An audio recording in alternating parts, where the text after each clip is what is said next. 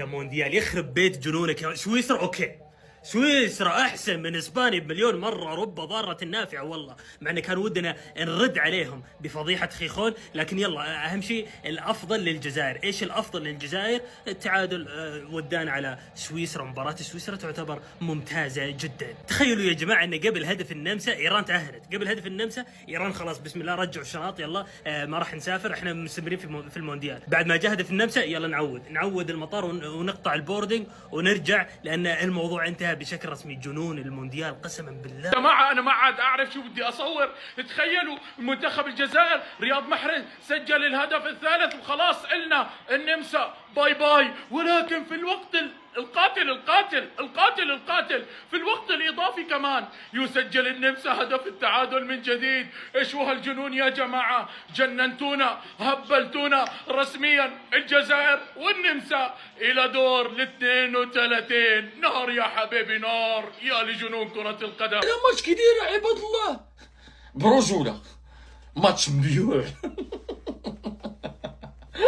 الجزائر مبروك عليكم ربحتوا، ولكن ماتش اقسم بالله الا مفاهمين نتوما والنمسا من الاخر قوتوها مع ايران.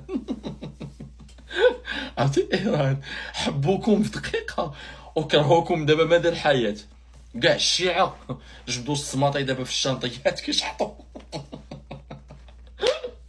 الجزائر قودتها مع ايران عباد الله. واحد السيناريو ما مفهومش. انا فاش ماركا محرز 3-2 الجمهور الجزائر ساخط. كيقول يا مسخوط الوالدين طيحتينا ضد اسبانيا اش بغيتي عندنا.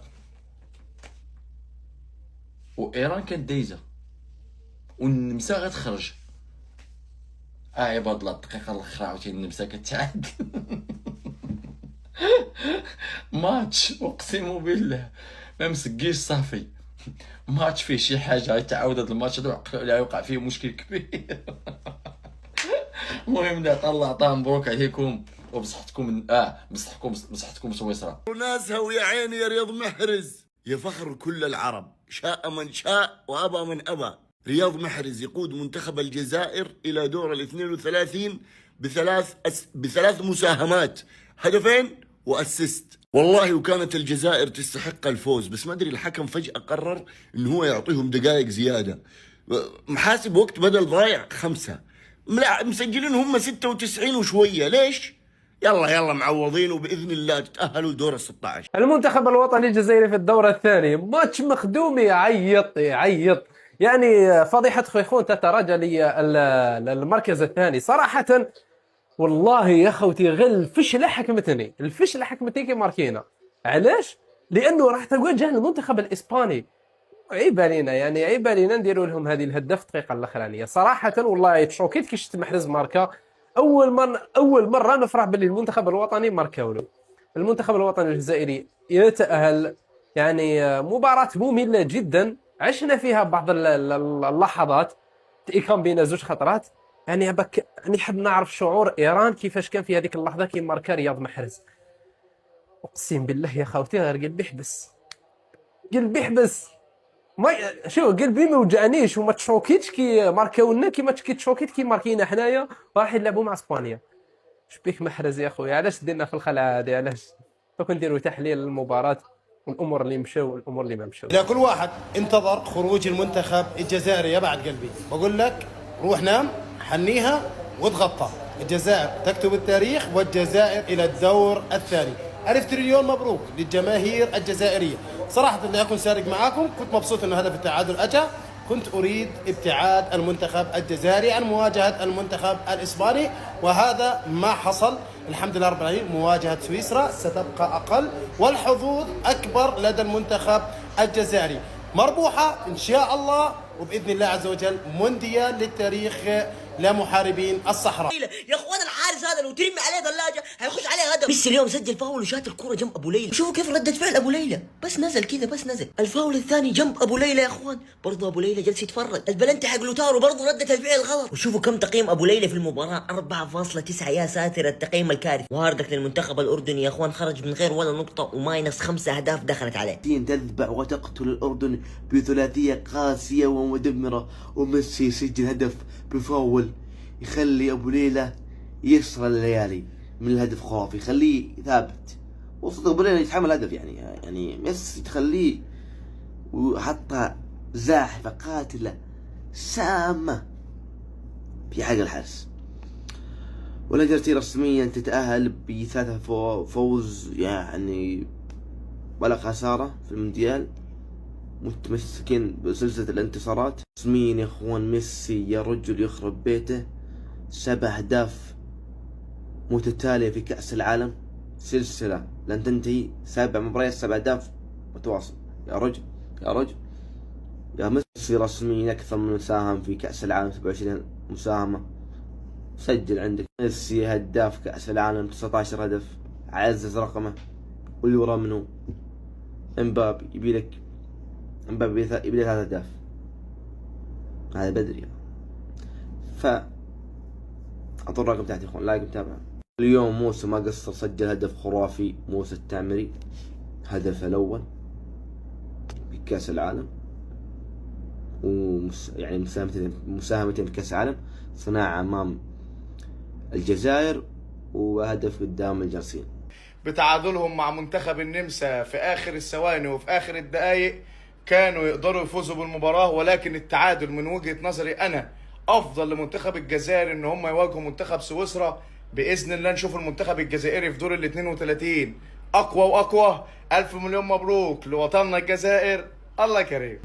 الله يعطيكم العافية، وإن شاء الله من قمة لقمة، وإن شاء الله من أفضل لأفضل. والله الله يعطيكم العافية، 1000 مبروك 1000 مبروك 1000 مبروك من أخوكم السوري لهنا بالجزائر، تستاهلون كل خير يا رب. تأهل في كل المنتخبات هو المنتخب الجزائري بعد ما تعادل مع النمسا في ماتش كان درامي شويه، لان كل شويه كان حد منهم هما الاثنين بيخرج من البطوله. وطبعا النمسا في اخر الدقائق تسجل هدف التعادل قدام الجزائر عشان الاثنين يتأهلوا مع بعض، والنمسا تلاعب اسبانيا انما الجزائر تلاعب سويسرا، لان الجزائر لو كانت كسبت النمسا كانت هي اللي هتلاعب اسبانيا. بلد مظلوم، انظلم منتخب الجزائر للمره الثانيه على التوالي، بعد الفضيحه اللي كان لازم ينطرد فيها ليونيل ميسي في المباراه الاولى امام الارجنتين. انظلمت الجزائر بهي اللقطه، واليوم النمسا عم يسجل بالدقيقه ال25 ثانيه بعد انتهاء الوقت الاضافي بدقيقه و20 ثانيه. فمنتخب الجزائر انظلم مرتين، ولكن تشاء العداله الالهيه انه منتخب الجزائر بدل ما يلعب مع منتخب اسبانيا اللي مؤهل هو اساسا للفوز بكاس العالم، يلعب هلا مع منتخب سويسرا اللي انا شايف انه الجزائر قادر انه يتاهل على منتخب سويسرا. فالف مبروك لاخواتنا الجزائريين، تاهل، رفعتوا راسنا، الف مبروك، وعم نستناكم مباراه سويسرا. عشان اللعب المباراه ممتعه، عشان السيناريو. وخلني اشرح لك وش السيناريو الممتع اللي صار في هذه المباراه. 1-0 للنمسا، الجزائر برا المونديال وايران تتاهل. 1-1، اثنينهم يتاهلون، الجزائر والنمسا. فجأة 2-1 النمسا تتأهل، الجزائر برا المونديال، إيران تتأهل. فجأة 2-2، عشان بعدها تحس انهم متفقين انه يستمرون على التعادل الين الدقيقة كم؟ الين الدقيقة 93. حطها في الجول يا رياض. 3-2 للجزائر، النمسا برا البطولة وإيران تتأهل. وبكذا الجزائر تسترد حقها وتطرد النمسا بعد فضيحة خيخون. ما تعرف وش فضيحة خيخون؟ اتمنى حد يتبرع ويكتبها في الكومنتات او انت تروح شوفها. عشان بعدها في آخر ثانية من المباراة النمسا تتعادل واثنينهم يتأهلون، الجزائر والنمسا وإيران برا البطولة. سيناريو ممتع والله يا اخوان، مبروك للجزائر وفالكم التوفيق يا رب امام سويسرا. الثالث صارت 3-2 للمنتخب الجزائر على المنتخب النمساوي. لسه ما لحقوش يسنتروا المنتخب النمساوي ويهجموا، سجلوا التعادل. الهدف الثالث صارت 3-3، اتأهلوا المنتخبين. المنتخب النمساوي كان روح، لكن بهدف التعادل صعد مع المنتخب الجزائري. مش طبيعي، مباراة مجنونة قسما بالله.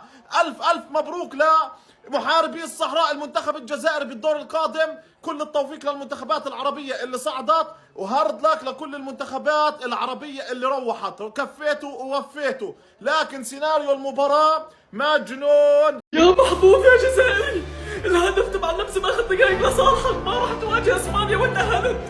100 داعي للجزائر، منكم مبروك يا ابطال. ما راح تلعبوا مع اسبانيا الدور القادم وتأهلتوا. الهدف الثالث تبع النمسا الاخير انقذكم. انتوا بتقدروا تفوزوا على اسبانيا وبتعملوها، بس اسبانيا صعبين، هيك راح تلعبوا خصم اسهل من اسبانيا الدور القادم. الجزائري حاليا اكثر انسان سعيد في حياته. مبروك يا ابطال، ولكم اقسم بالله فازوا من اسبانيا اخر الدقائق.